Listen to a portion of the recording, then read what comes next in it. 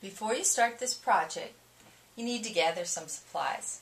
I like to use a rotary cutter, ruler, and mat for cutting fabric.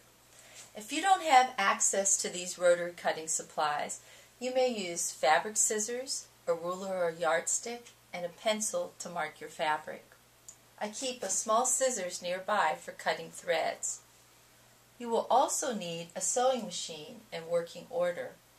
I prefer to sew with the tray attached because it helps with accuracy by carrying the weight of the fabric. It's okay if you don't have a tray or if you do not like to use a tray. Make sure you start the project with a new needle.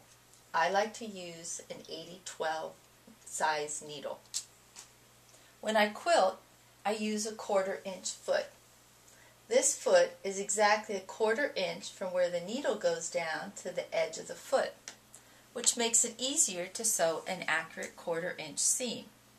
Of course, any all-purpose foot, like the one on the machine here, will work just fine. I use scraps of fabric for feeders. I have a leader and a follower to help with seam accuracy. The thread that I use is neutral colored because it's impossible to match all the colors in the patchwork. Today I will be using red thread so you can see the seams clearer. I like to keep pins nearby, but I don't use them very often. I do use extra strength reading glasses to help me see the stitching better. You will need an iron.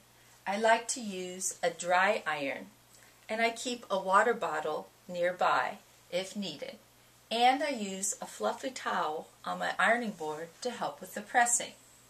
I will go over fabric choices in the next video segment.